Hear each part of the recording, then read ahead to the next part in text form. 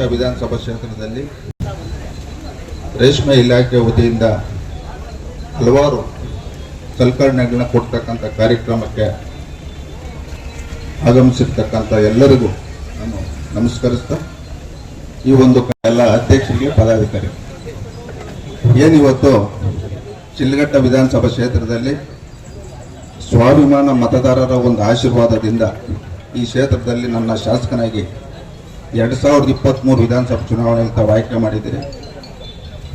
ನಾವು ನಿರಂತರವಾಗಿ ರೇಷ್ಮೆ ಇಲಾಖೆ ಆಗ್ಬೋದು ಮತ್ತು ತೋಟಗಾರಿಕೆ ಇಲಾಖೆ ಆಗ್ಬೋದು, ಕೃಷಿ ಇಲಾಖೆ ಆಗ್ಬೋದು, ಏನಿವತ್ತು ನಮ್ಮ ಕೋಲಾರ ಜಿಲ್ಲೆ, ಚಿಕ್ಕಬಳ್ಳಾಪುರ ಜಿಲ್ಲೆ ಈಗಿನ ಸಂದರ್ಭದಲ್ಲಿ ನಾವು ಗಮನಿಸಿದಾಗ ಇವತ್ತು ಬಹಳಷ್ಟು ಜನ ರೈತರು ರೇಷ್ಮೆ ಬೆಳೆಯನ್ನು ಅವಲಂಬಿಸಿ ಜೀವನ ಮಾಡ್ತಾ ಇರ್ತಕ್ಕಂಥದ್ದು ಮತ್ತು ತೋಟಗಾರಿಕೆ ಬೆಳೆಗಳ ಮೇಲೆ ಅವಲಂಬಿಸಿರ್ತಕ್ಕಂಥದ್ದು ಮತ್ತು ಏನು ಮುಂಗಾರು ಮಳೆಗೆ ನಂಬಿ ಇವತ್ತು ಬೆಳೆ ಇಡ್ತಕ್ಕಂಥ ಕೃಷಿ ಇಲಾಖೆ ಅವಲಂಬಿಸಿ ಬದುಕ್ತಾ ಇರ್ತಕ್ಕಂಥದ್ದು. ಈ ಮೂರು ಇಲಾಖೆಗೆ ನಾವು ಸರ್ಕಾರದಿಂದ ವಿಶೇಷವಾಗಿ ಚಿಕ್ಕಬಳ್ಳಾಪುರ ಮತ್ತು ಕೋಲಾರ ಜಿಲ್ಲೆಗೆ ನೀವು ರೈತರ ಬಗ್ಗೆ ಗಮನ ಹರಿಸ್ಬೇಕಂತ ಬಹಳಷ್ಟು ಬಾರಿ ನಾವು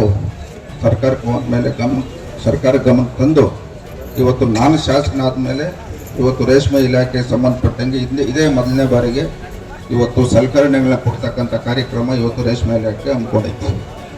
ಇವತ್ತು ನಮ್ಮ ADO ಹೇಳಿದರು ಸುಮಾರು 49 ಲಕ್ಷ ಇವತ್ತು ಕೇಂದ್ರ ಸರ್ಕಾರ ಮತ್ತು ರಾಜ್ಯ ಸರ್ಕಾರದಿಂದ ಇವತ್ತು ರೈತರಿಗೆ ಸಬ್ಸಿಡಿ ಕೊಡ್ತಕ್ಕಂಥ ಒಂದು ಕಾರ್ಯಕ್ರಮ ಇವತ್ತು ನಡೀತಾ ಇದೆ ಅಂತ. ಅದರಲ್ಲಿ ಸುಮಾರು 276 ಜನ ಇವತ್ತು ರೈತರು ಇವತ್ತು ಈ ಒಂದು ಸಲಕರಣೆಗಳಿಗೆ ಇವತ್ತು ಅವರು ಫಲಾನುಭವಿಗಳಾಗಿ ಇವತ್ತು ಈ ಕಾರ್ಯಕ್ರಮದಲ್ಲಿ ಭಾಗವಹಿಸಿದ್ರು. ಈ ಒಂದು ಸಂದರ್ಭದಲ್ಲಿ ನಾನು ಇಲಾಖೆ ಅಧಿಕಾರಿ ಗಮನ ತರ್ತಕ್ಕಂಥದ್ದು ಇವತ್ತು ರೇಷ್ಮೆ ಬೆಳೆಗಾರರು ಇವತ್ತು ಬಹಳಷ್ಟು ಕಷ್ಟದಲ್ಲಿದ್ದಾರೆ. ಅದನ್ನ ತಾವು ಗಮನದಲ್ಲಿ ಇಟ್ಕೊಂಡು ಹೆಚ್ಚಿನ ರೇಷ್ಮೆ ಬೆಳೆಗಾರರು ಇವತ್ತು ಶಿಡ್ಲಘಟ್ಟ ವಿಧಾನಸಭಾ ಕ್ಷೇತ್ರದಲ್ಲಿ ಇರೋದಕ್ಕಿಂತ ಈ ವರ್ಷ 2026-27ನೇ ಸಾಲು ಹೆಚ್ಚಿನ ಇವತ್ತು ಸವಲತ್ತುಗಳನ್ನ ನಮ್ಮ ಶಿಡ್ಲಘಟ್ಟ ಕ್ಷೇತ್ರ ಕೊಡ್ಬೇಕಂತೇಳಿ ಸಂದರ್ಭದಲ್ಲಿ ನಾವು ಸರ್ಕಾರಕ್ಕೊಂದು ವರದಿಯನ್ನು ಕಳಿಸಬೇಕಂತ ಗಮನ ಕೊಡ್ತಾ ಇದ್ದೀನಿ. ಅದೇ ರೀತಿ ಇವತ್ತು ಹಿಂದೆ ಬಹಳಷ್ಟು ಇಲಾಖೆಗಳಲ್ಲಿ ಬಹಳಷ್ಟು ಅವ್ಯವಹಾರಗಳಾಗಿದೆ. ಅದನ್ನೆಲ್ಲ ಈ ಸಂದರ್ಭದಲ್ಲಿ ನಾವು ಮಾತಾಡೋದು ಬೇಡ. ಯಾಕಂದರೆ ಇವತ್ತು ರೈತರೆಲ್ಲರೂ ಇಲ್ಲಿದ್ದೀರಿ. ಈ ಕ್ಷೇತ್ರದ ರೈತರು ನಾನು ಗಮನ ತರ್ತಕ್ಕಂಥದ್ದು ಏನಿವತ್ತು ಸರ್ಕಾರದಿಂದ ಬರ್ತಕ್ಕಂಥ ಯೋಜನೆಗಳಿಗೆ ಇವತ್ತು ಆನ್ಲೈನ್ ಮುಖಾಂತರ ತಾವೆಲ್ಲರೂ ಅರ್ಜಿಯನ್ನು ಸಲ್ಲಿಸಲಿಕ್ಕೆ ಅವಕಾಶ ಐತೆ.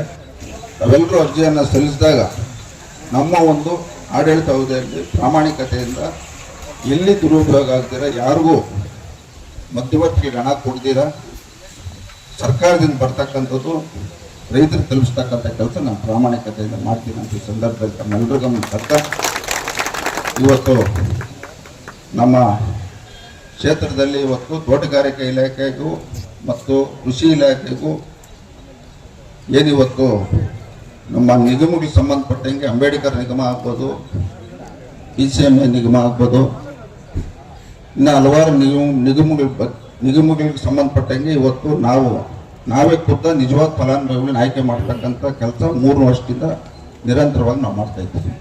ಈ ವರ್ಷನೂ ತಾವು ರೈತರು ಇದ್ದೀರಿ. ತಾವು ಅರ್ಜಿ ಹಾಕಕ್ಕೆ ಇವತ್ತು ಪರಿಶಿಷ್ಟ ಜಾತಿ, ಪರಿಶಿಷ್ಟ ಪಂಗಡ, PCMA ಜನರ ಎಲ್ಲರಿಗೂ ಅವಕಾಶ ಇದೆ. ಪ್ರತಿಯೊಬ್ಬರು ನೀವು ಏನಿವತ್ತು ಕೊಳವೆ ಬಾವಿಗಳಿಗಿರ್ಬೋದು, ನೇರ ಸಾಲ ಇರ್ಬೋದು, ಎಲ್ಲ ಯೋಜನೆಗಳು ಪಡಿತಕ್ಕಂಥ ಅರ್ಹತೆ ಎಲ್ಲ ರೈತರಿಗೆ ಇರೋದ್ರಿಂದ ತಾವೆಲ್ಲರೂ ಈ ಒಂದು ಸಂದರ್ಭದಲ್ಲಿ ಎಲ್ಲ ರೈತರಿಗೆ ನಾನು ಗಮನ ಬಯಸ್ತಾ ಇದ್ದೀನಿ. ತಾವೆಲ್ಲರೂ ಅರ್ಜಿಯನ್ನು ಹಾಕಿ ನಾವು ಹೆಚ್ಚಿನ ರೀತಿಯಲ್ಲಿ ಸರ್ಕಾರದಲ್ಲಿ ಇವತ್ತು ಮನವೊಲಿಸಿ ಹೆಚ್ಚಿನ ಅನುದಾನಗಳನ್ನು ಕ್ಷೇತ್ರಕ್ಕೆ ತರ್ತಕ್ಕಂಥ ಕೆಲಸ ನಾನು ಪ್ರಾಮಾಣಿಕತೆಯಿಂದ ಮಾಡ್ತೀನಿ ಅಂತ ಈ ಸಂದರ್ಭದಲ್ಲಿ ಹೇಳ್ತಾ, ವಿಶೇಷವಾಗಿ ಇವತ್ತು ನಮ್ಮ ಶಿಡ್ಲಘಟ್ಟದಲ್ಲಿ ಇವತ್ತು ರೇಷ್ಮೆ ಮತ್ತು ಹಾಲು ಈ ಎರಡೂ ನಂಬಿ ಇವತ್ತು ಸಾವಿರಾರು ಜನ ಇವತ್ತು ಇಲ್ಲಿ ಜೀವನ ಮಾಡ್ತಾ ಇದ್ದಾರೆ. ಇವತ್ತು ನಾವು ನಿರಂತರವಾಗಿ ಸರ್ಕಾರದ ಮೇಲೆ ಇವತ್ತು ಹಾಲು ಉತ್ಪಾದಕರು ಇರ್ತಕ್ಕಂಥ ಸಮಸ್ಯೆಗಳನ್ನ ಸರ್ಕಾರ ಗಮನಕ್ಕೂ ತಂದಿದ್ದಕ್ಕೆ ನಿರಂತರವಾಗಿ ಇವತ್ತು ಸರ್ಕಾರದವರು ಪ್ರತಿ ಲೀಟರ್ಗೆ 10 ರೂಪಾಯಿ ಪ್ರೋತ್ಸಾಹಧನ ಕೊಡಬೇಕಂತೇಳಿ ಪ್ರತಿ ಸಂದರ್ಭದಲ್ಲೂ ನಾನು ಸಂಬಂಧಪಟ್ಟಂಥ ಸಚಿವರನ್ನ ಮತ್ತು ಮುಖ್ಯಮಂತ್ರಿಗಳಿಗೂ ಮನವಿ ಮಾಡಿದ್ದೀನಿ. ಮುಂದೆ ಈ ಕ್ಷೇತ್ರದಲ್ಲಿ ಇಡೀ 2 ಜಿಲ್ಲೆಯಲ್ಲಿ ರೈತರಿಗೆ ಒಳ್ಳೆಯದಾಗ್ತಕ್ಕಂಥ ಈ ಸಂದರ್ಭದಲ್ಲಿ ಹೇಳ್ತಾ ಇವತ್ತು ನಮ್ಮ ರೇಷ್ಮೆ ಇಲಾಖೆ ಇವತ್ತು ಈ ಕೆಲಸ ಅಚ್ಚುಕಟ್ಟಾಗಿ ನೆರವೇರಿಸಿದ್ದಾರೆ. ಎಲ್ರಿಗೂ ಒಳ್ಳೇದಾಗ್ಲಿ ಅಂತ ಹೇಳ್ತಾ ನಾನು ಮಾತನ್ನ ಮುಗಿಸ್ತಾ ಇದ್ದೀನಿ.